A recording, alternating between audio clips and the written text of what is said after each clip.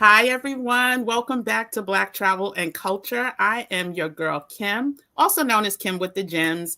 And today we have a wonderful international guest. Oh my gosh, I think this might be my first international guest. We have Ashley in Africa, who's coming to us live from South Africa. Are you in Johannesburg, Ashley? Yes, I am. Yes. So Ashley is coming to us live from Johannesburg.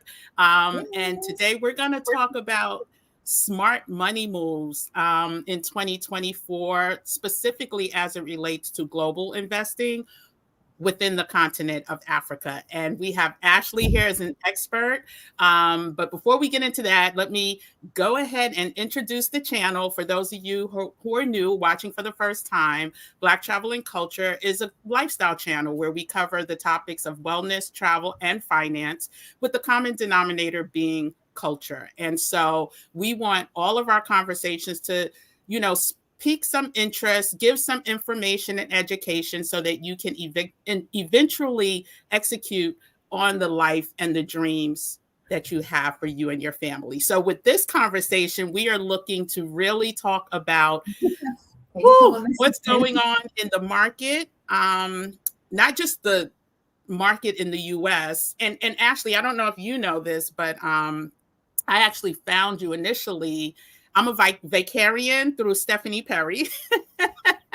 And I saw you first it was over a year ago, and you were in another part of Africa. You were in Tanzania. And when you were breaking down your lifestyle, I was just like, okay, we need to, I wanted to reach out to you then, but at the time, Stephanie had given me the courage to boycott winter. And so I had taken first a scouting trip to Playa del Carmen, and then in 2022 it was my first time boycotting winter in Mexico, in Guadalajara. I ended up getting my residency. I know with everything going on geopolitically, the time is now to look outside of what we have become accustomed to here in the US. And so Stephanie has been truly an inspirational figure in my life, and her interviews with people like you have really, well, it's the conversations that we need as a culture. And so with that being said, I'm so glad that we have, you on the chat today. Now, what I was going to do is just really pull up your bio from Instagram, not Instagram, YouTube, and just go through that if you don't mind. And then I'll toss it over to you where you can fill in the gap. Okay, perfect. And if anyone's here in the chat, which I see there are, if you have questions for Ashley, please don't hesitate. Say hi, put them in the comment section, and we'll get to them just as soon as we can. So let me go ahead and pull up her bio. Ashley is busy in Africa, boy. I love it. I absolutely love it. Okay, here we go. Share. So I hope everyone can see that, and I'm just going to read it. So Ashley teaches families and entrepreneurs how to move, travel, and do business in Africa. Ashley shares her experience of motherhood, love, and entrepreneurship while providing tangible tools so that you can confidently access a luxurious lifestyle. We love that. Build profitable businesses and be in a community of like-minded people who will encourage you and help you grow on the most powerful continent of the 22nd century. After supporting over 100 entrepreneurs on how to successfully do business here in Africa, Ashley created Africa Investors Academy, which you can find at Africa Investors, and that's Africa with a K, AfricaInvestorsAcademy.com, where she teaches entrepreneurs and aspiring entrepreneurs how to start and grow a global business where they can work from anywhere in the world, earn more, work less, and achieve a better quality of life. Now, who does not want that? Ashley also expanded her business, Brand Up Global, www.brandupglobal.co, a strategic growth firm that connects founders to capital, customers, and high growth international opportunities from Atlanta, Georgia to Johannesburg, South Africa. Welcome, Ashley. Thank you, Kim, so much. I was hoping that when you read that I had updated it, because I was like, oh, I don't know how old that bio is. It's not so bad. I think I updated it a couple months ago, so it's good. Thank you for that introduction. Oh no! And so, with that being said, was there anything that you wanted to add to the introduction that maybe wasn't there 2 months ago, or can we just? No, we're gonna talk about it. We're gonna talk about all. Perfect. But the first thing that you said was Ashley is busy in Africa, and I want to be clear. Ashley is working part-time, living a life of leisure and adventure on the continent, having put certain steps in place that we're going to talk about today. And so I think that's really important, because as a former high-performing Black woman in corporate America, tech, and even going back to when I was in the music industry 10 years ago, we were so heavily measured on our productivity, our output. And I know that that's still the case today for many of us. But as you said, shout out to Stephanie Perry, Vicarious, the Exodus Summit Squad. We are now seeing and getting glimpses of what it could look like to do less and to live well. And so there, working with Stephanie, I was a student of, I want to say, her first YouTube channel challenge. Oh, wow. Yeah. So like I think, because I remember the price, and that price is not today's price. Listen, I was 2 years ago, and I see how, but it's worth it. Totally still one of the most worth it. Affordable. Absolutely. I literally posted my first YouTube video during the challenge with Stephanie Perry. Me too. Yes. So, but you are literally, so anyone who's not following Ashley in Africa, as soon as we finish this conversation, go ahead. I will actually have it linked in the description. But her conversations, it's better than Netflix. Like, you will binge those conversations, because it's information that we don't readily know, or we're not privy to, and we don't even know that we need to know this information. So and when I just wanted to go back to the word busy, I have to get out of saying that, because I didn't mean busy in a negative connotation. Your interview with Stephanie was really about embracing ease in Africa. And me getting my residency in Mexico is all about embracing ease and a softer life. But when I meant busy, like, you are developing businesses and you're helping other people in that journey as well. And so busy in good, not busy in bad. I get it. So thank you for clarifying that, though. I get it. And I guess I only know busy. When I hear busy, I think all over the place, over here, over there, not sleeping, oh yeah. And that's first thing when you go to sleep, you pick up the phone. I mean, first thing before you go, when you wake up in the morning, you pick up the phone. The last thing you do before you go to sleep, you're looking at your phone. So yeah, that's the lifestyle that we need to reevaluate and find better solutions. Because I don't know, on the news today here in New York, the city of New York is literally suing social media companies. It just came out today because of all of the screen time that it's taking away from our children specifically. And so adults likewise, we are spending way too much time being captivated by just things that we can better use our time. We can use our time better in other ways. And so Ashley is doing that in Johannesburg with 2 beautiful daughters. And she's helping other people do that as well. And before we get into the questions, Okay. I did just want to share that another reason why I wanted you to be part of Black Travel and Culture is because part of my platform is about investing. And I have a separate investing community. I call us, we're an accountability community of 100 plus people. And it's all about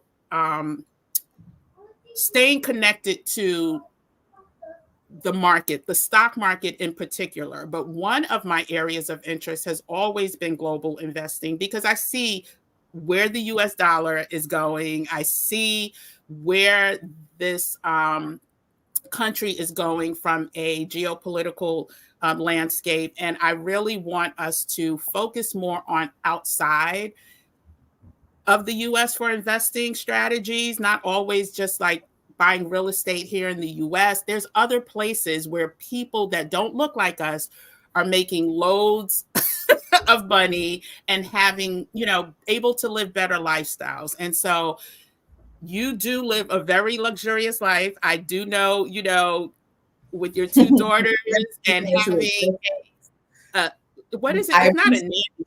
Go ahead. Yes. So can you share with us, take us through where you are in Johannesburg, what your life looks like, and how you ended up there? That's really the first question. Yes. Okay. Yeah. So we'll take a few steps back. So 2020 was a year, wasn't it? For many of us, it was probably the most transformative year for me ever. At the top of 2020, January 5th, I think I was coming back from a friend's wedding in Puerto Rico and was laid off for the 3rd time in 5 years from my 6-figure job in tech. I had a 1.5-year-old at the time. I was working at this tech startup, and I was also getting a data analytics and visualization certification from Georgia Tech. And it was a lot. I had a lot going on, but at the point of me being laid off, I essentially burnt out. Like it was kind of like a half burnout, half mental breakdown, that I was just like overwhelmed. But prior to that, I couldn't count a day where I hadn't cried. And so I was experiencing just a huge level of high performing anxiety, high functioning depression, and I had no idea.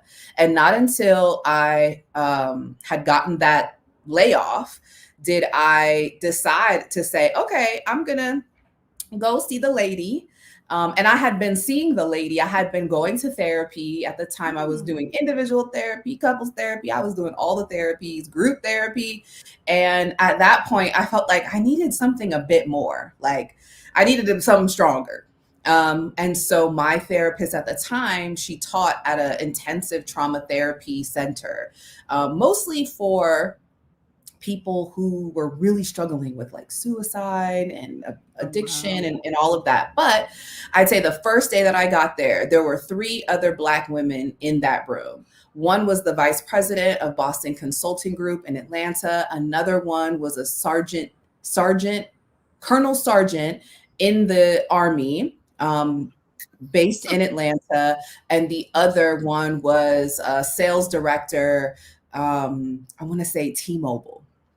Right? Like these Black women were doing well. Okay. And they all, including I, had a shared experience, which included this mixture between burnout and breakdown. And so that experience was the catalyst to everything. I started getting really clear on the fact that there was a lot of trauma and experiences surrounding the life that I was living, from my childhood to my relationships, but also to the relationship that I had had with money and corporate and working and being in this culture of having to overperform and, just essentially survive. And then, you know, I came through the experience, so grateful, had learned so much about myself. And really, there was a process after that that included ongoing therapy. And for me, like intense journaling. Well, we all got a chance to sit down completely March of 2020. And that was when I just had so much time to reflect and think about, is this really like the life? Is this all there is? Is this the life that I want? Is everything kind of matching up the way that I'd like to have the experience? And I did this beautiful journaling session, and I, kind of put in the middle trauma or oppression or something. I have a photo of it somewhere because I reference it all the time. But in that, there were different sectors and spaces that I was saying, this is a result of my trauma and my anxiety and my depression. And one of the main ones that I felt like I could not change, no matter how much I changed, was my experience in corporate America and self-actualizing as a Black woman at work. And that was where I came to the decision, like, oh, okay, so based on white supremacy in the workplace, I can't live here.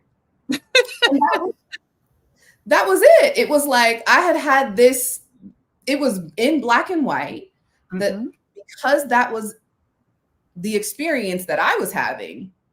I don't know if y'all having that experience or have had that experience, but I was having that experience. And it was clear to me that, oh, as long as I'm here in this space, this is going to be my experience. So I cannot expect anybody or anything to change. This is what I learned in that therapy, that intense therapy experience, was I cannot expect anyone or anything to change if I am unwilling to change. And that was deep for me. So I just started looking at options. The kids weren't at school. No one was at work. All the bills and everything was on suspension. So I was like, okay, I've always wanted to live abroad. I've always wanted to experience life abroad. What would that look like if I did it? And at the time I had 2 daughters. As I mentioned, one was 1.5 and the other was 7. Yeah, I had always had the thought that you can only do this abroad life thing if you're a student, if you work for the government, or you work for a company that's going to take you abroad. But I never thought that people actually did it like on their own free will.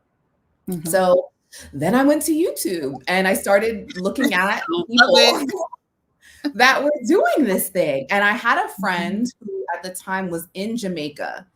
And so I had looked at all these other countries as well. And I was like, so how's Jamaica? How is it? I was familiar with Jamaica, had been to Jamaica several times, and was like, how's Jamaica? Tell me. And she's like, it's great. It's beautiful. It's fine. But I'm really just here. My family and I are just here until we can get out of the country into the continent. We're going to Tanzania. And I was like, oh, okay, where's that? She told me about it. I did some research. I also studied economics. I worked in economic development. So I've always, just really been interested in growing economies and, countries, cities at the time that had some type of economic growth plan and, were viable places to thrive and do business. So did all my research. Tanzania was one of the fastest growing economies on the continent. The weather was great. Access to organic fruits and vegetables was great. Like the cost of living was great. It was on the ocean, at least the city that I was looking at, Dar es Salaam. So I was like, okay, let's do it.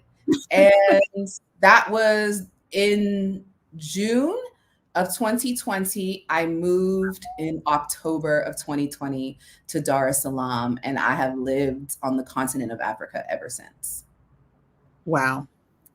I mean, you said so much in that description. I mean, everything from making sure you keep your mental health in check, because there's so many things here in this country that we experience that's just not normal. Like it's just not normal. And as someone who lives in New York, like taking the subway and the trauma that that can cause, or the traffic that you are suffered through. It used to take me, if I drove into work, it would take me an hour and a half to 2 hours each way for a trip that really, with no traffic, is about 30 minutes max.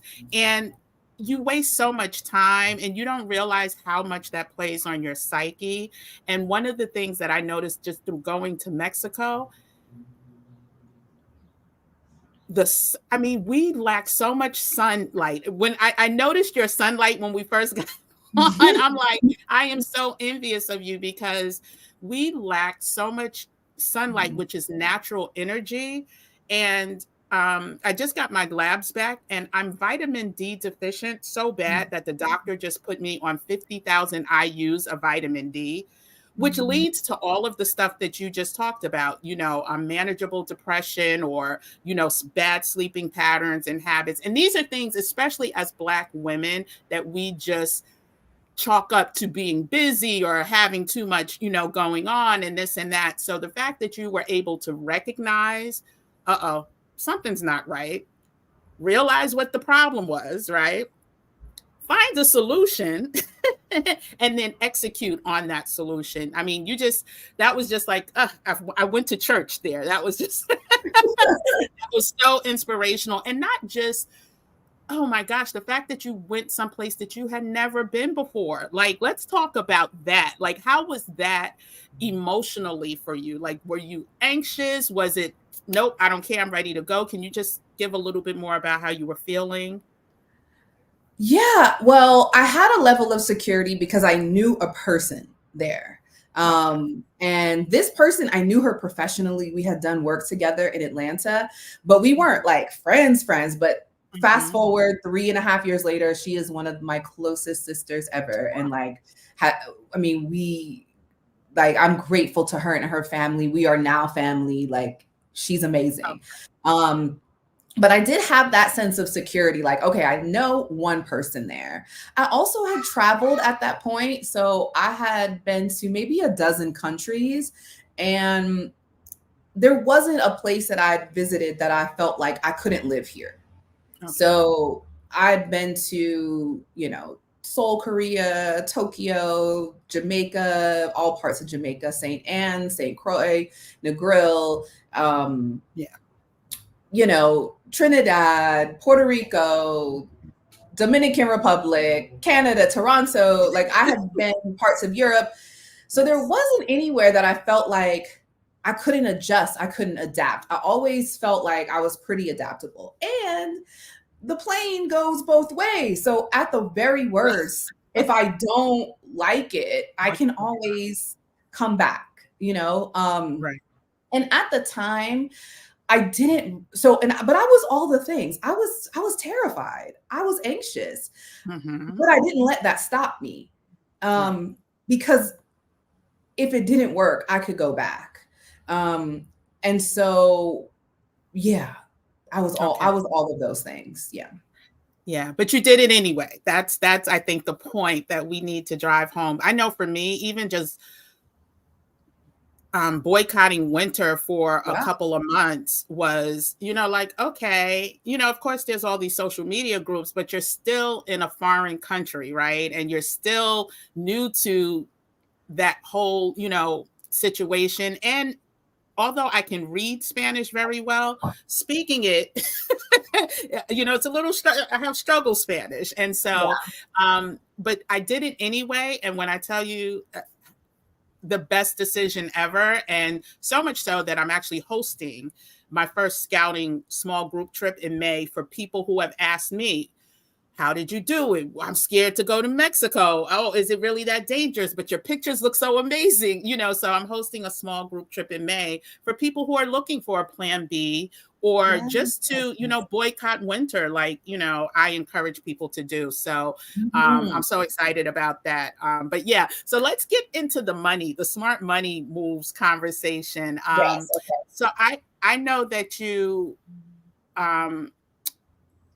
when you first got there, you knew one person but now you have morphed into actually in Africa and the what I don't want to mispronounce it, the Africa, can you, the academy, what's the academy name The again? Africa Investors Academy. Africa Investors Academy. So how did you go from knowing one person in Tanzania to now having this platform that has helped over 100 entrepreneurs in this space? I mean, I know there was lessons learned, like things, opportunities that you saw while you were there, but can you just give a synopsis on how you were able to go from knowing one person to now creating this business venture? Yeah, it's a community. So Yeah. I also want to be clear, the first year and probably 2 years, I didn't work. So I invested in a insurance in an insurance portfolio at the beginning, maybe not the beginning of my career, but when I really started making enough money to know I needed to save. And this was around age 29, 30. And I invested in some term life insurance, some whole life insurance, and some disability insurance. Never thought that I would, obviously, we don't buy those things. We know that we'll die. Like that's something that we know for sure. But disability is kind of like this thing that you're like, oh, okay, maybe. But my advisor at the time, who is still my advisor almost 15 years later, was just like, hey, it's just a great way to protect your income in the event that you don't, you're unable to work due to disability. And I had no idea that mental anxiety and depression qualified for disability. And another Black woman told me that. Matter of fact, the vice president of Boston Consulting Group, she told me, she's like, you need to get your disability. And I was like, okay, what's that? And I had been laid off right before. So I had no corporate benefits, but I had this policy that at the time I had been paying for maybe, I think 7 years or 6 years at the time. So wow. It was fantastic. So it was, it allowed me to really take time off and have an income for a year, which really turned into 2 years because I was stacking it. And I'm living in Tanzania, where the cost of living is literally a quarter of what I was paying, in Atlanta, Georgia. And so that allowed me to really pursue joy relentlessly, because ultimately that was what I needed to come out of that space that I was in, this like hopeless place of despair, not knowing that this is enough. The sun is just hitting like all types of, take a shift over.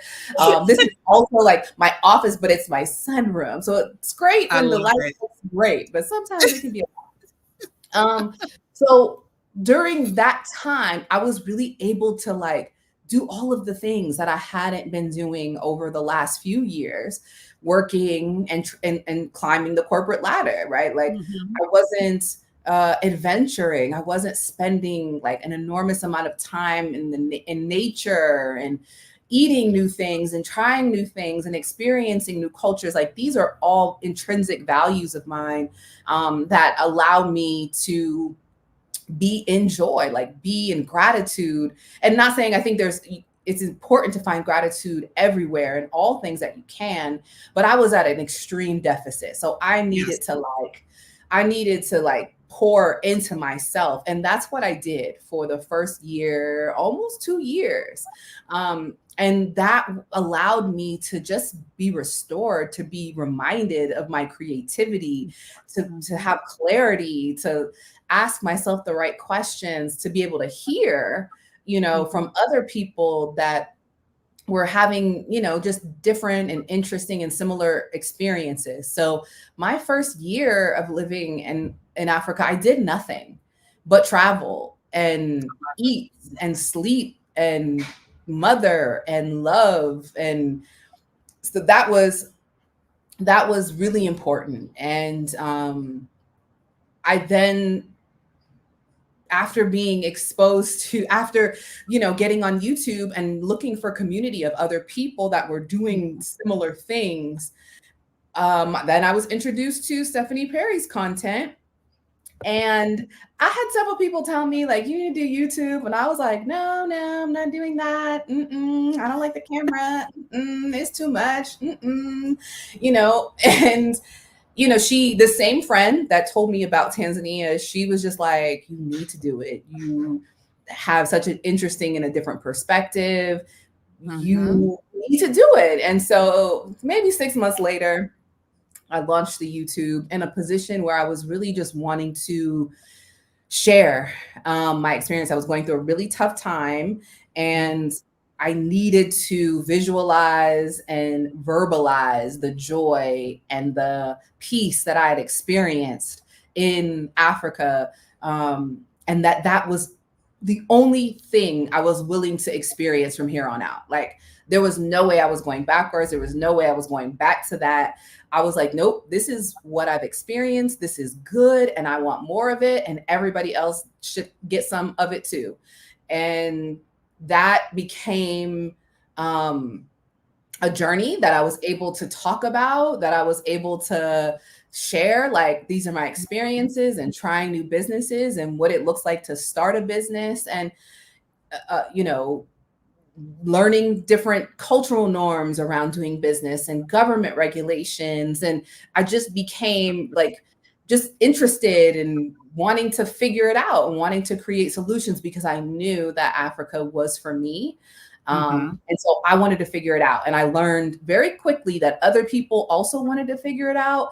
So I said, okay, cool. Like, let's see how this goes. And started sharing on YouTube, started hearing some of the same questions asked over and over again, and started creating solutions one by one for every question that I was asked. And I think this will be, I don't even think it's been 2 years. No, we're 2024. Yeah. So two years, a little over 2 years of doing the channel, a year of doing the academy. We're doing tours now and investment summits. And it's just this growing platform of service is really how I look at it. Yeah, I'm literally just serving and sharing and reminding us of the stories that we need to hear and understand, because we haven't been, we've been lied to about a lot of things. So it's so important that now I'm at a point where I'm like, if I don't share something, I'm like, Ashley, you're depriving the people. Because I know that there's so much. Yeah. So and let's just be clear. She said 2 years. You have you're over nearly 50,000 people, between 45, 50,000. Subscribers. That's just a testament to the fact that the information that you are putting out there is needed, necessary, wanted. Like, people just don't subscribe to a channel, just because. So I just want to commend you on that, for not depriving the people. So I thank you. Thank you. So the next question I have for you, as someone who, I tell the story on my channel. I worked at my first job before I went to college was at a stock brokerage company. And I learned about the stock market. I was, junior position, like in a assistant, because I was in high school, just finished high school. It was the summer. And so, but my boss, who was the president of the company, of the brokerage house, tried to he tried to sway me in not going to college. He's like, college is a waste of time. I could teach you everything about the market. You will be wealthy. Give me 3 years, you'll be wealthy. But that was not, no one in my family had done anything like that. That was so foreign to me. It wasn't even an option. I wanted to go to Howard since I was in 6th grade. I got accepted. I was going to Howard University. So I declined that offer. But it planted a seed. So I started investing kind of young, my first jobs, and I would have the company match, and I would see how my money would grow and grow and grow, long term specifically. And so I, started trying to share this information to our community because I realized so many people had not invested in the market, had not, thought about saving for the future. And they were very reluctant to have money taken out their check on, a bi-weekly, weekly basis. Even though it was being matched, they couldn't understand the importance of it. So with that being said, I still encourage people to make sure they're investing, in the market, for long term. I'm not, specifically long term.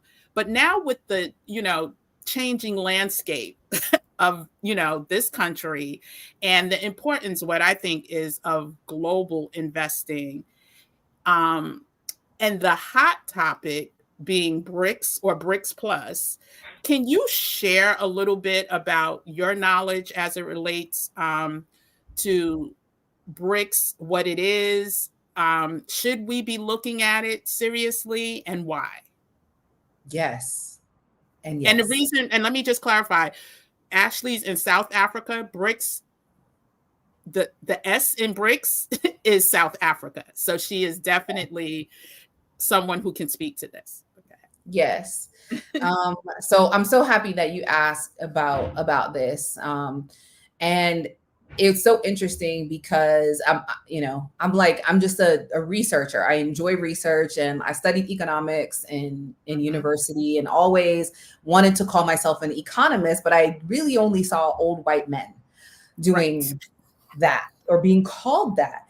And so I was really reluctant to really, share content on economics because I felt like, again, like I needed permission from someone. So that's what also YouTube has given me, that, just that experience and that courage, because that's one of like my most like well-performing videos. And I just thought everybody's into this kind of information. And so I was living in Tanzania when I had, started learning about BRICS. And so this is one of the things, having lived outside of the US for over 3 years now, the media and the way that, and I know when I used to live in the US, like I was CNN down, MSNBC down like, every morning.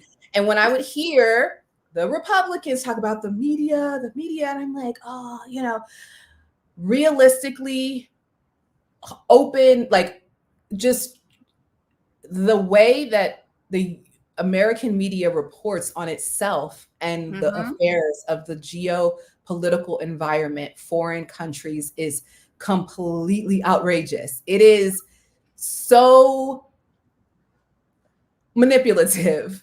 I'll say that, in just the way that it chooses which information it wants to share with its viewers. And so living abroad and getting different media from different parts of the world in these huge developing countries has transformed how I perceive everything, specifically being in this global economy. And just like you said, Kim, like international investing and the importance of it. So BRICS essentially is an economic alliance between several countries: Brazil, Russia, India, China, and South Africa. Last year, 2023, they announced that they were bringing in new countries into that conglomerate, which included Iran, Saudi Arabia, United Arab Emirates, Ethiopia, Egypt, and Argentina. And so people are like, okay, what does that mean? What does that mean? So you may be familiar with like the G7 or the EU, and these are countries that tend to forge together for the purpose of economic growth. A lot of those countries in the EU or the, G7 are Western countries. BRICS, the purpose of BRICS is basically to create an economic support system and structure for developing countries so that they can find independence in their growth from the Western structure. So the US dollar has been the global reserve currency forever, like as long as we've been alive. And it used to be backed by gold. Today, it's not. Today, it's backed by nothing. The US Treasury can print money when it wants to print money, and nobody can do anything about it. The problem is that countries used to have to trade with each other with the US dollar. Okay, that doesn't sound like anything. What does that mean? Well, for example, if a South African wants to trade with Tanzania, a South African has to take their rand, convert it into a dollar, which means it's more expensive for them to get the dollar. Right now, the rand is maybe $19 to 19 rand to $1. So that means I have to spend a lot of money to get $1 to then trade with another person. The Tanzanian also now has to take that dollar and convert it into their currency. So that process takes time, it takes money, and everything has to go through the Federal Reserve. The US is controlling trade around the world. And why does this matter? Well, the US has had power, has been able to see who's trading where, and how can I stop these countries or help these countries based on how they're helping or stopping us. And so I hope that was like super high level, but essentially BRICS comes in, they say, you know what, we want to develop and we want to trade in our own currency, and or we're going to create another currency so that we can actually develop without the US, the Federal Reserve, being involved in our business. And so the reason why we should care is because countries are growing rapidly and they're figuring it out, and they're starting to create alliances and allegiances with each other. So this isn't just an economic alliance. Now, they don't publicly communicate the things that are under the table, right? But you best believe where the money is, you know what I'm saying, the muscle is, right? Yes. Also. And these countries are also allowing workers to move and travel visa free and explore and create other business opportunities, right? So it's not just an economic alliance. It's essentially just like a banding of saying, we want to get past what we've been having to go through for centuries. And now we want our own thing. And so, yeah, what does that mean? I don't really know. I am not, I'm not an analyst. I'm not an economic analyst. I'm not studying the markets. I'm not in here seeing what's happening, what's what. But I will say that as we see the veil being pulled back, the curtain being pulled back on the US and how they play globally, countries are saying they don't want it no more. And that's going to affect US companies, US banks, US markets. Who knows how long that's going to be? Who knows what the, dollar is going to do? But several people are forecasting that the dollar will not have the power that it has today for the long term. What is long term? I don't know. But I think this unknown, it's important to ask questions. And it's important to say, okay, well, if this happens, then what does that look like? And I'm still invested in the market in the US. I still have majority of my portfolio in the US. I don't know, that's not going to stay the same for that long. As I'm still, as I'm here, I'm here. Right. I'm not, and this is to communicate awareness to the audience. This isn't meant to be fear mongering or tactics, right? It's just to say, this is something that American media is not reporting on. Why? Because it doesn't benefit them. If all of the American citizens knew that this was happening, they would remove their money from banks. And they did now, mind you, like when certain things happen, that's why you had these bank collapse. We got Jeff Bezos selling $2 trillion of his stocks, of his share holding. You have to see these things and say, okay, these things are happening for a reason. And as Black people, we're always the last to know. We know everything about Beyonce and Usher and Alicia. We want to talk about what they're doing, but we're not paying attention to what it really means in the grand scheme of legacy, of sustainability. This is so good. Yeah, and just of like preparation. So yes.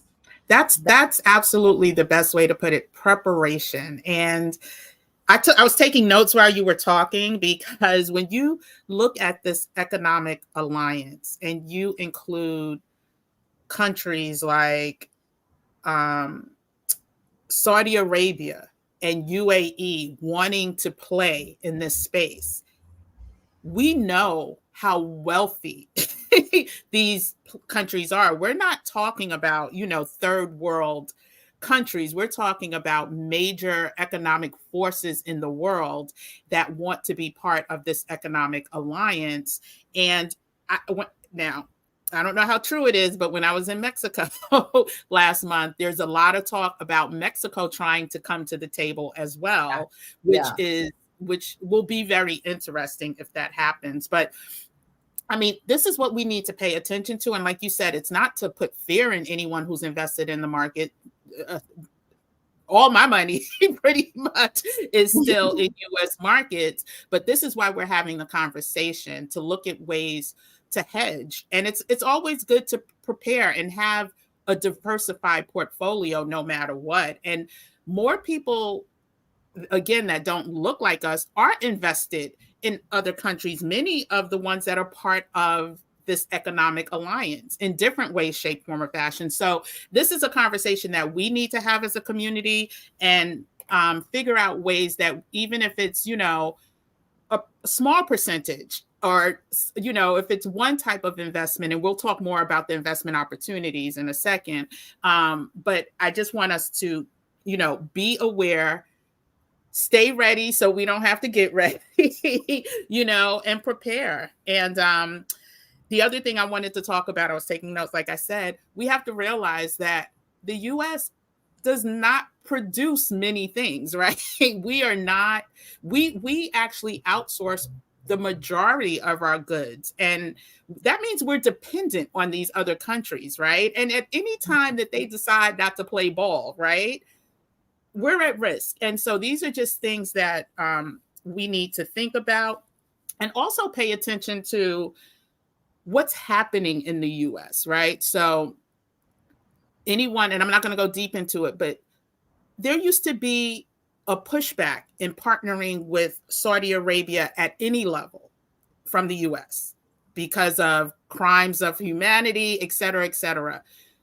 Now our major PGA, which is a major, golf sporting, I forgot what they're called. I'm not into PGA. I'm not into golf, but I am into news. And PGA is now partnered with Saudi Arabia, something that they said they would never do. So just start paying attention to, who's the rabbit, who has the gun, and, what's happening globally. And was that it? Yeah. So just know that this is a way to present opportunities out there. I definitely want you guys to go to Ashley in Africa's YouTube channel, because she has so much more information. There was another video about 2024 business trends in Africa that no one is paying attention to, that you have on your channel. I think that's another great video for people to start watching. And now let's get into, how can we seize investment opportunities in Africa? Like, what are the opportunities for people who may have some discretionary income and are looking to diversify? How can we take advantage of what's available to us, even if we are still, here in the US, not living abroad like you are? Yeah. So I'd say the first thing to do is to invest in yourself. And how this looks is going to be different for everyone. I think that it's investing in the skill, or even just the time to do your own research.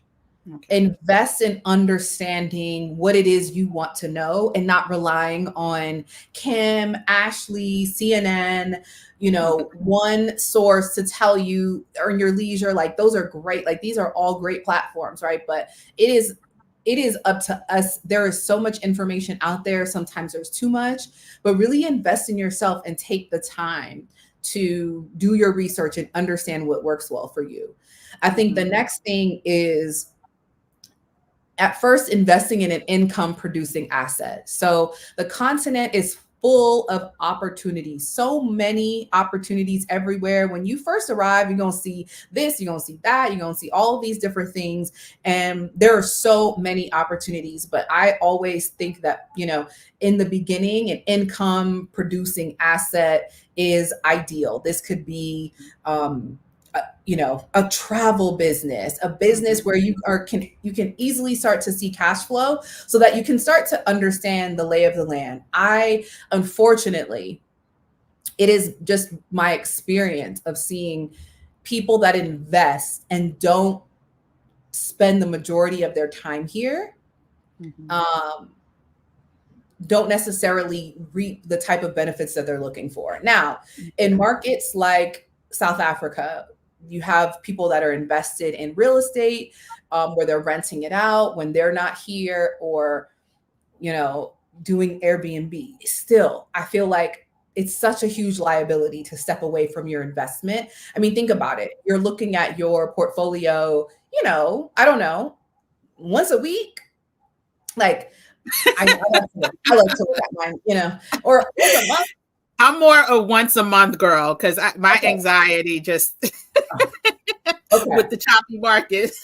Yeah, once a month. Yeah, okay, once a month is good. So yeah, I like to look and see like, okay, what do I have in the worst case scenario? What I got to pull out, once a month, right? So imagine like a hard asset that is like there. You're not looking at it, you're not laying eyes on it, but every month, that may or may not be ideal for you. And I just haven't seen people do it really well, unfortunately. Like I've just seen more problems than I've seen victories. Now, I have seen people that have been coming and going 5, 10, 15 years, and then they got something, it hit, and now they can do their deals from wherever they are. Another area where that's possible is exporting, right? So being an exporting agent or actually exporting a product is another really viable opportunity. Exporting from the continent, importing into the US is something that you can do, but it takes time finding a supplier, finding a reliable supplier, developing trust. One of the things that we have picked up living in the West is this very transactional, get her done mindset and way of being. Africa is a place where first of all, there's 50 countries. No country is the same. But I will say at the core of the culture of Africans, we are a relationship-based people. So we got to like you to do business with you, and so that type of relationship building, the level of trust that it takes to actually build relationships takes time. And so, coming and planning a trip for 2 weeks and thinking that you're going to find the best supplier, now you're going to be this global exporting queen, is not impossible, but hey, it's not so likely, right? It's going to take time to develop those relationships. So, the thing, investing in yourself, investing in that research, finding an income producing asset. So say that you want to, one of the best businesses that I always recommend for Black women, especially, is like tourism. Like, have your business pay for your travels. Put together 4 trips a year. Say, okay, I'm going to do 4 trips and I'm going to these 4 places and I'm going to promote that to my 5 to 10 friends. And we're going to go and I'm going to make my money from this. And I'm also going to have my experience. And now you're putting, you're bringing money into the economy. So you're a favorable business to government, which is really, really important in a developing economy. You want to be favorable to the government. You don't want to do what Something's going on. I'm going to bring you to the screen. I'm going to switch Wi-Fi's because something's going on with my Wi-Fi. So I'm going to just pull you up to the screen. Okay. Okay. So what was I saying? Oh, so yeah, government is your friend here. So you want to know what are some of the industries that they need help in, and are those industries aligned with my skill set? And tourism for every country, every city is important. So they need tourism. So that's like my hack on doing business in Africa is starting up a tourism business. Low overhead, you can solicit people in your community and your friends. I mean, it's just a great business to start. Is it easy? No such thing as starting business that is easy, but I feel like it's one of the one of the lowest barriers to entry. And then I'd say, land, right? So at the very least, a very low maintenance investment would be land. And a low maintenance, higher income producing, land could be timber farms, coconut farms.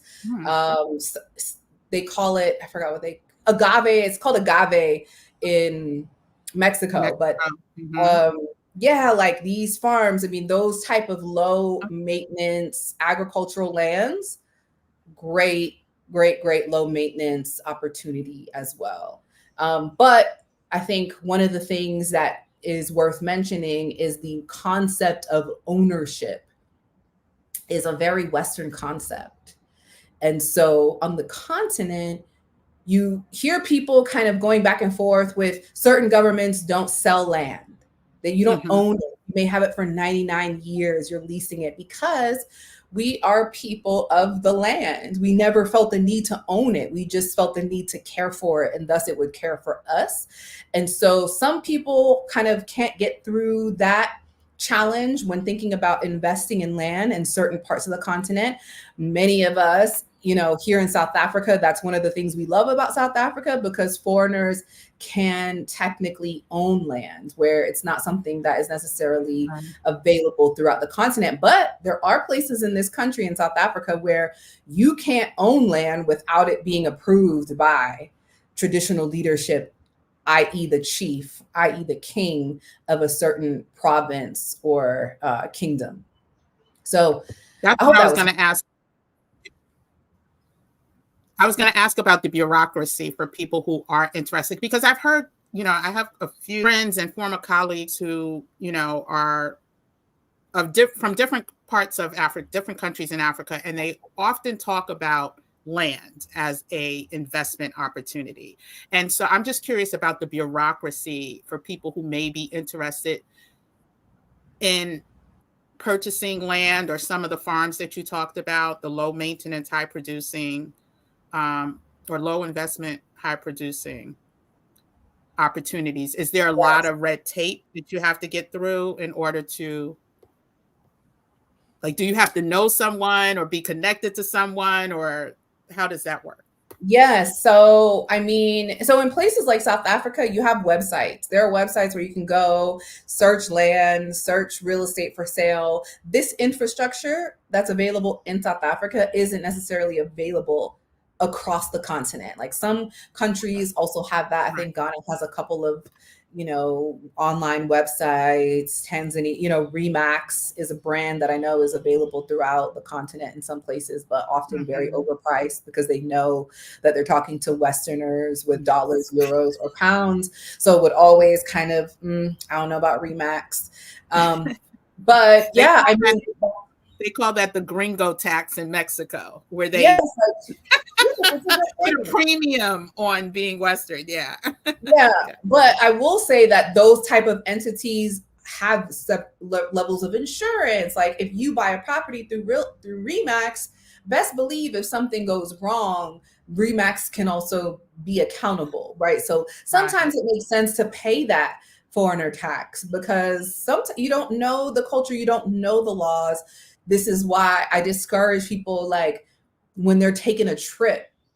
I've had people, take their first trip to a country and be talking about they're going to buy a hotel after being in a country for only a week or two, and it's like, take your time, because you just never really know. And not to say that, hey, listen, there are opportunities, high risk, high reward, but it depends on your discretion of risk. The continent is seen as a place that has higher risk investments. Why? Because there aren't a lot of countries that have these regulatory systems in place that we're used to in the US that are going to protect us. There's a lot of risk involved, but there's also times where a situation where I've had it, where I remember my landlord, she was going to visit her sister that same week. There was a house, the lady, older lady had passed away in the house, and the nephew was there just kind of cleaning out the things. She offered the nephew 20,000 US dollars. Her sister's house at the time was worth about 80,000. And she was able to get that house, like free and clear, just based on being in the right place at the right time. Obviously, this was in Tanzania. She's a Tanzanian woman. She spoke Swahili. She, knew the right people to ask. But those opportunities, like, they're available. But it really just makes sense to be on the ground or to work with a trusted advisor that you have, built a level of trust. Yes. A level of trust with. Yes. So I guess that leads to another question. And those are great points. First, you have to invest in yourself. An income producing asset. I think I told you I'm actually planning my personal trip to South Africa now, because I want to explore, see, like you said, you have to be on the ground. First of all, get a sense, because I've never been to South Africa, right? But I've always wanted to go. We used to host, the company I used to work for, we used to host, I used to work for Essence for many years, and we used to host a live, I'll call it a mini festival in Durban. Yes. And there were a couple of times I had sponsors and I could have gone, but the flight was so long. And, I was so like, okay, when I come back, I'm going to be jet lagged, and I still have these other things I need to take care of. Long story short, I missed out on that opportunity. But I do know, just from the research from back then, the trajectory that South Africa is looking at, right? So I want to go lay eyes, touch, feel, do all of that, meet some people, and see what opportunities exist there for me. And then eventually probably host a trip, because I do small group trips, and have been doing it since 2017. So I do want to do that. But for someone who literally may be fearful, right? They've never been to the continent of Africa, and they're listening to this for the first time. They hear your story, but they are interested, right, in checking it out, maybe as a plan B, maybe as a second home, or just some place to look to decompress. What advice can you give them? Like, are there groups besides you? Because we're going to definitely, talk about your group, but is there a way that they can feel more comfortable taking this, because it is a chance, right? Taking this chance to visit a foreign continent and then looking for a soft way to land there, basically. Is there any advice or tips that you can give for someone that may want to, after listening to this, decide, you know what? I think I'm interested. I think I may want to do what Miss Ashley in Africa did. Like, how can I learn more? Who's there to help me? Yeah. So I'd say the first thing you want to do is go to Ashley in Africa on YouTube, watch my content, and the algorithm will bless you with more content on what's happening in South Africa, what it looks like, what the vibes are like. You'll get to see, because I don't do a lot of vlogging on my channel. I talk mostly in this room or in other rooms, but the algorithm will bless you with some vlog content, so you can see like all of the different aspects of the country, or any country for that matter. I think the algorithm also just blesses you with a bunch of content from the continent, which I love. I think the next thing is to understand your why, right? So, like, what is the why that you want, that you have, that is going to push you through the fear? Because the fear is going to stay. The fear is going to stay until you actually do the thing. Right. And so you have to ask yourself, are you a person that, like, is willing to move through the fear and bring it with you? Or are you just going to stay put and wonder what it could be for you forever, right? And so you know that best about yourself. But as I mentioned before, like the plane tickets work both ways. Johannesburg or OR Tambo, there's flights every day from Atlanta, from New York, from DC, like every day there's flights. So there's always an opportunity for you to hop right back on one and head home if you don't love it and if you don't have that vibe. And that's what I also recommend. Like, before making an investment, don't take an email and send nobody no money over email. Don't send me no money because I'm not going to invest it for you. Like, oh, somebody's had me. They have some land. Can you? Right. It is so important.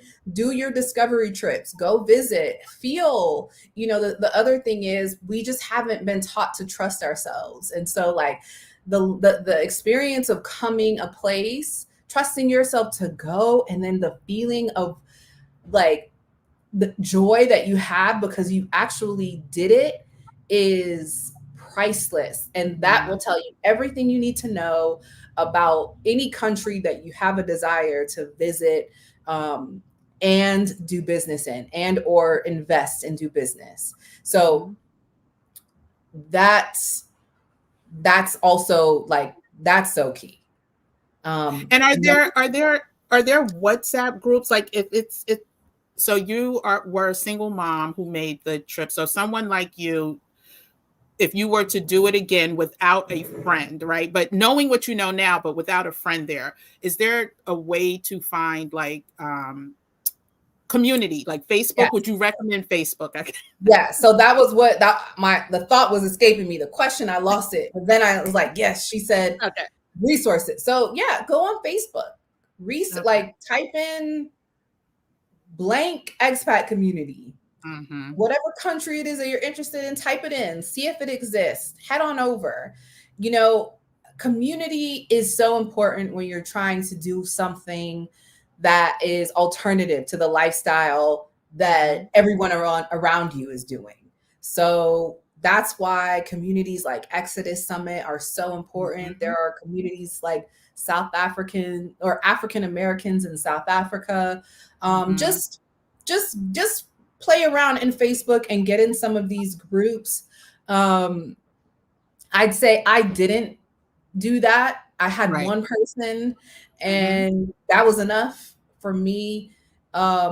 Even now, the groups in the community are great. Like, they're great because you get additional resources. But what will start to happen is, as you trust yourself and you take steps every day towards the desire of your heart, God will start to send blessings, gifts, resources your way. So as you put in motion the things that you want to accomplish, doing the search, doing the research, you'll stumble upon resources that will be available for you that you can, tap into. And then, as you mentioned, Kim, then I have, like, the Africa Investors Academy, and we are a global community of entrepreneurs doing business all over the world with the intention to build businesses for the growth of Africa. So the people that are in my community, in our community, the goal is to be on the continent operating a business, even if it's not the business that you're operating right now. That's the goal. And so we do a lot of stuff where we're not even talking business. We're talking mindset. We're talking, support. We're talking pushing through limiting beliefs. And then we are talking about, digital tools around digital marketing, AI, email marketing, so that you can grow your business. But finding community is so important, especially now in this season, to just get support and other information. And so as you begin to do your work, everything that you need will find you along the way.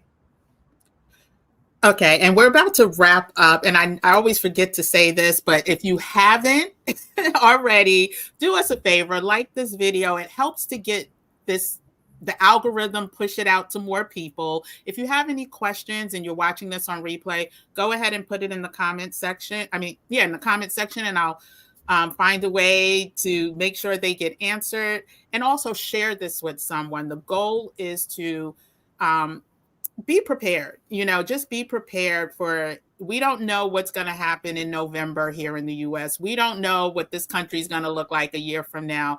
And our strategy in our Investing for Independence community is to stay woke, which simply means wealth is created through opportunity, education.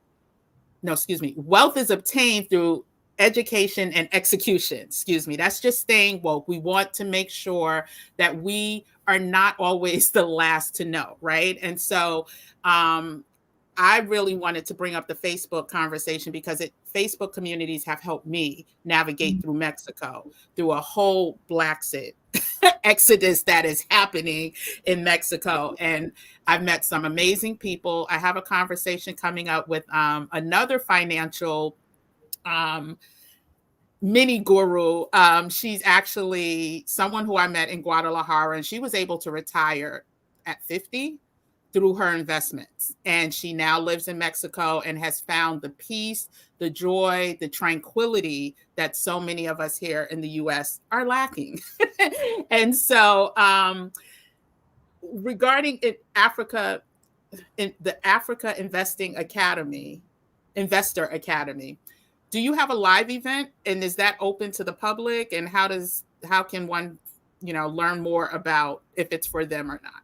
Yes, absolutely. So we're hosting our first live event of the year. We are going to be traveling from Johannesburg to Durban and visiting some of the rural areas in KZN, KwaZulu-Natal, which is the kingdom, the Zulu kingdom, so Shaka Zulu kingdom, where traditional leadership is still a thing.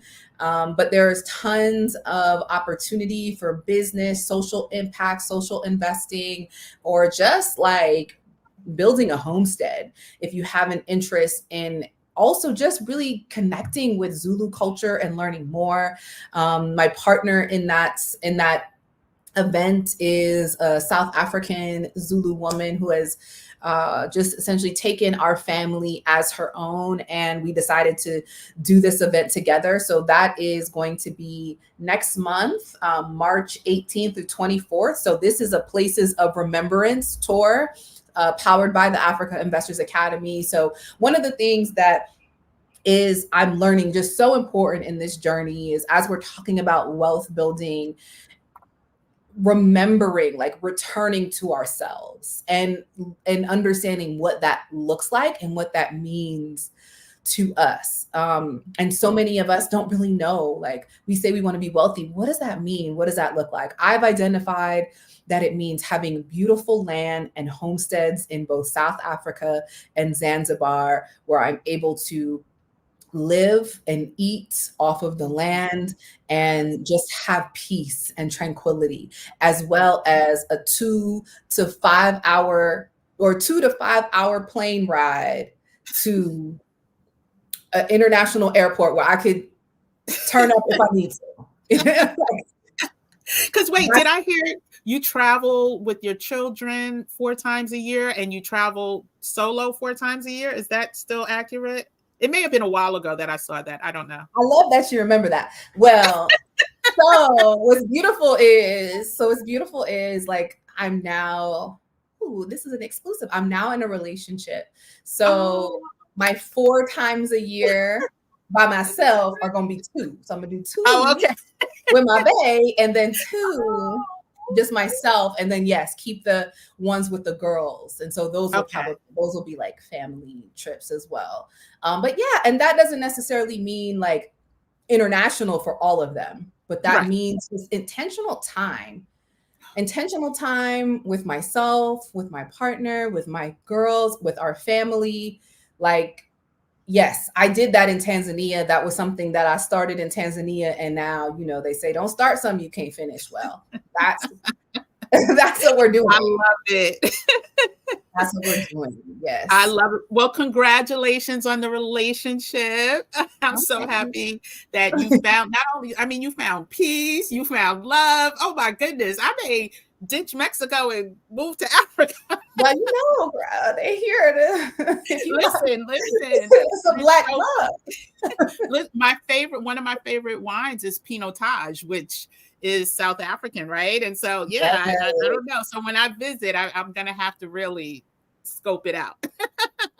But no, so I'm going to listen. We've been here over an hour. Ashley, I so thank you for your time. I do want to give you a chance to once again let people know where they can find you. And I will follow up. When I make it to South Africa, I'm going to link up with Miss Ashley in between her time with her bae and her baby, and maybe come live from there. But if you can share with everyone, I think I have so many more questions, but we'll have you back. But if you can just share how people can find you and the best ways to contact you. Yes, so you can find me at Ashley in Africa on YouTube, LinkedIn, Instagram, AfricaInvestorsAcademy.com with a K, like Africa with a K. As I mentioned, we're doing a tour in KZN March 18th through the 24th. So if you're in Johannesburg, that tour includes everything: accommodations, ground transportation, tour guides, most of your meals. It's a round trip, 7-day, 4 to 5 star experience that we're doing, led by African and African American women. And then we also have our virtual investor summit coming up. Actually, it's before that. So it's March 15th through the 17th. It's going to be a weekend, available online at AfricaInvestorsAcademy.com/virtual summit. Kim, I'm going to give you a promo code for your audience. To be able to get your 3-day passes. We're going to be talking about investment opportunities in the areas of tourism, personal development, real estate, and agribusiness, exporting and importing.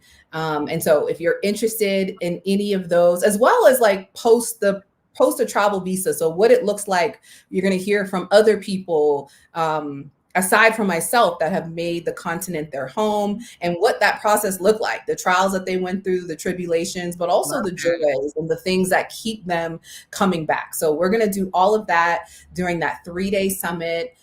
Your guests will get a coupon code for as long as it lasts for that 3-day pass. And before we launch the lineup, it's going to be amazing. We'll be addressing markets in West Africa, East Africa, and Southern Africa. And yeah, if you have any questions about that, all my information is on the internet. My business is out there. So you can find me, reach out to me, let me know that you came from Black travel culture. It's been a pleasure, Kim, sharing with you. Thank you so much for this opportunity. Thank you for creating community for our community around the things that we that we need to be talking about, that we need representation in. And thank you for the courage to share your story, do it out loud, and be willing to invite and support other people along the way.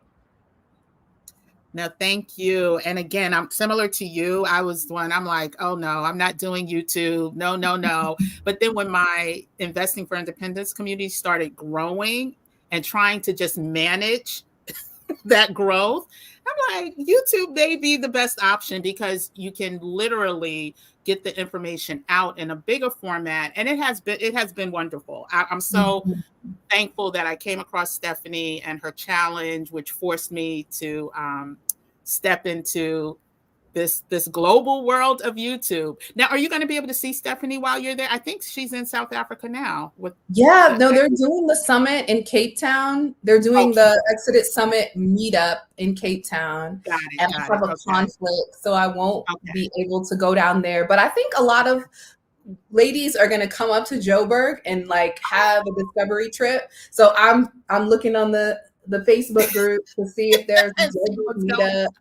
And I've said, you know, I'm gonna pop in on some things, but no, I know 100 women descending on Cape Town, like they are going to have an absolute blast. And you know, South Africa is one of these countries. It is a beautiful country. I know, like, this is a whole nother conversation, but you want to talk about, you know, privilege, Black privilege, like African American privilege as a woman, like that's a thing here, and you must use it responsibly when you get to experience it. But when I tell you, I ain't going nowhere, okay? Because it is an honor to experience the value and like the appreciation that I have just in being here and existing in South Africa. And so, you know, calling all ladies. Ladies. Listen, you don't have to ask twice. I'm sure it will not be hard for me to sell a tour to South Africa based on this conversation. And I'm super excited. Like, I've been to East African countries. I've never been to South Africa or West Africa, but I am looking forward to exploring the continent more and more in the coming years. It was a plan during like 2019, 2020, 2020, 2021, but we all know what happened. So I'm glad we could start having the conversation again and meeting people like you who not only have, you literally took the year of the return that Ghana was promoting and personified it. Like you returned. And that's, I think a lot of us would do the same if we saw more representation doing it. And so I thank you. Thank you so much. And I appreciate your time today. And I look forward to staying connected, and I'll be in touch with you, or we'll talk and get that code so I could, you know, share it with my investing community. Yes, it will be in the description below. Oh, okay, so perfect. I didn't know. Okay, wonderful. Yeah, wonderful. we can make it public.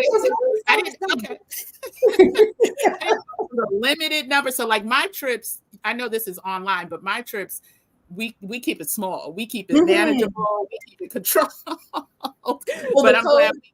Yes, the code will be for the virtual summit, so that we're pushing out to everyone that may not be able to make that tour. That tour is next month. So we would love to have anyone who would be ready to come and travel to Johannesburg March 15th, being here the morning of March 15th. But if you can't make it and you really want to engage, the virtual summit is going to be available for everyone that wants to learn more about moving, living, investing, and doing business on the continent. And are replays available just in case people can't do both days, or they're going to be replays? Or yes, replays will be available with the all access pass. Okay, wonderful.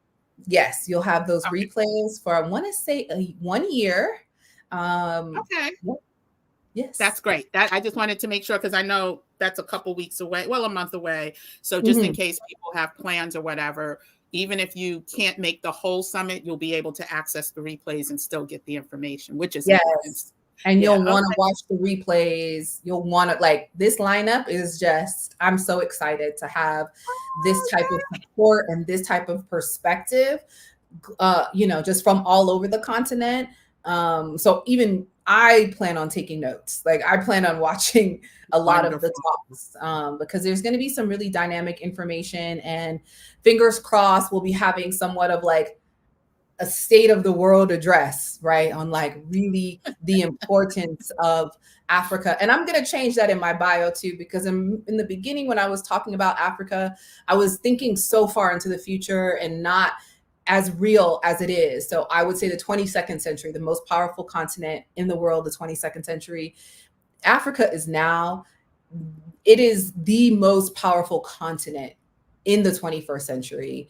And we, as children of the diaspora, And if you don't believe that this is your native land, okay, that's fine.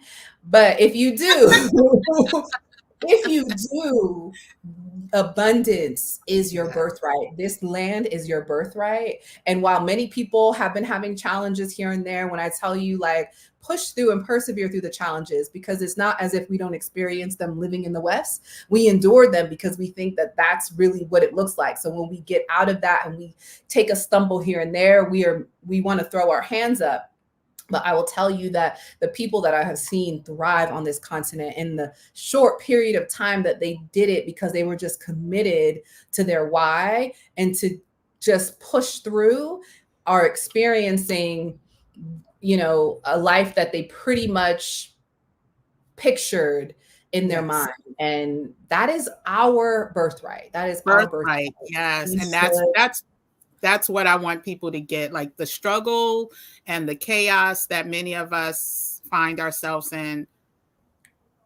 That's not how we were meant to be, right? And there's options, there's solutions, and Ashley is an example of that. And so let's just find, even if it's not Africa, wherever it is. I mean, I did Mexico first, just simply because of the proximity, and I needed to be able to go back and forth for family reasons. But I am open to other residencies, visas, you know, extended visas, just simply because we should be we should be global citizens, and we should especially experience the motherland. And I don't know who don't believe not, but yeah. So again, thank you, Ashley, for being not only so informative, but a great example for what is possible for us. And I look forward. I'm going to try to, I know that's why I asked you about the replay too, because I think it's the 16th I have a conflict, but now that there's replays, I definitely can sign up now. So yeah, so again, check the description. I'll have all of Ashley's information, including the link to her virtual summit. And you can reach out to her directly through her website, Ashley in Africa, Africa with a K. And then it's the Academy. No, the website is the Academy Investors Summit.com. Yes. There is Ashley in Africa with the K.com, and there's AfricaInvestorsAcademy.com. Okay. Ashley Investors. Yeah. So I was actually on your the website, AshleyInAfrica.com. So anyway, all the links will be in the description. And now I will let you go. It's been almost an hour and 30 minutes. I thank you so much for your time. I know you have your baby. So again, we'll be in touch. I'll let you know the dates once finalized, but then I definitely want to talk to you about group planning and maybe partnering up in that. So would love that. Thank you, Kim, so much. Thank you.